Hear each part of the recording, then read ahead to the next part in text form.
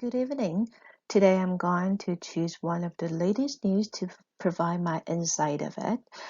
The news I chose is related to the retired policeman who accused Mr. Xie Changting's adopted son,謝維洲, to have the privilege when he banned him for running into the red light 10 years ago. This statement resulting in the storm of the mass population argument. At the beginning, the first job is to cluster the stakeholders according to their common needs. In this matter, 3 categories are classified. Each group is set with their goals, purpose, benefits, and risks. So, you can see the first group include the dovish cop, aka the retired policeman, and Mr. Hou Hanting, who is the incumbent Taipei City Councilor as well as the Deputy Secretary General of the new party. Their common goal is to, first, smear DPP, second, make a DPP City Councilor election in 2022 fail, and these could be achieved by ticket allocation or election campaign within a period of time to weaken the power of the ruling party. Commenting to the purpose of the dovish cop, why he is doing so, I think probably it is because we like to allure Mr. Xie Changting to speak out in order to increase his network volume. The second factor to be discussed is his benefits. I think nothing more than this, his reputation, his career in the future, or the greater benefits after he completed this task. Last but not least, his risk, I think, will be the task of failure. Second, lose all the standing at a reputation event. Third, receive the conviction of the slander.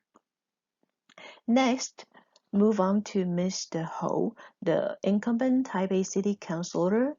The purpose, why he is doing so, I think probably is because the upcoming election in 2022, because he needs some topics to manipulate.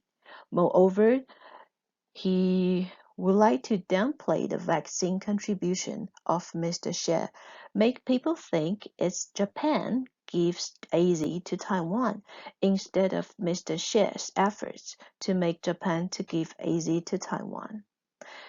Secondly, the benefits of his behavior is to attract young generation to join the new party, and the ultimate goal is to seek for the re-election of Taipei City Councilor in 2022. But the risk I analyze it is that he doesn't really expect that Mr. Xie's sarcasm in the last in return, and it is probably will impact his 2022 election. The second group includes Mr. Xie and his adopted son. They share the common goal, first, to fight back the smear accusation, second, to have the greater victory on the upcoming election in 2022. Third, also, this could be achieved by manipulating the election strategy. Last but not least, refocus or move the focus back in the efforts of the AZ vaccine. Talking about the purpose of Mr. Xie Changting, why he is doing so, I think he would like to highlight the justice to be served. Next is to protect his son, even if they don't have any blood relationship. Last is to dilute the storm of the indiscreet remark previously he made. The benefits is to consolidate his political power, of course. Second, assist the DPP to win the election in 2022. Thirdly, to build up the good father image, resulting in rationalizing his next behavior. The risk I estimate is that people will only remember the negative comment of him. It's hard to be remembered by doing good things, but easily remembered by doing bad. Last is the last sarcasm he made in his statement probably will like the double-sided blade. Next character is Mr. Xie Weizhou, who is the leading actor I would like to analyze. Why in doing so is to direct the untrue fact or follow his father's instruction.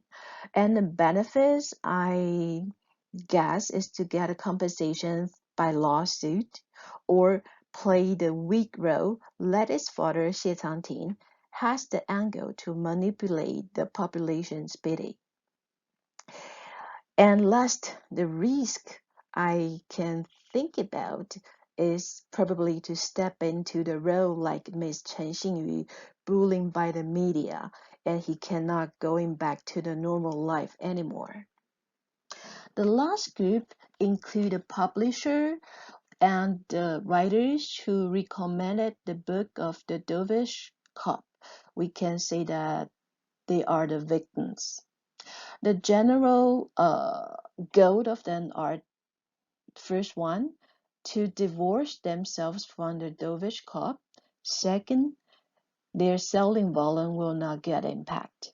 Third, to set up the remedy strategy to correct their image. Frankly speaking, I think they share the same purpose, nothing more than make the stand or the compensation proposal to earn the mass good image. Next, the benefit of them is to pass the PR crisis or try not to affect future selling volume. Last, the risk I can think about is the readers don't buy in their statement, resulting in taking the flag of irresponsibility, and also no more reputation in this publishing business.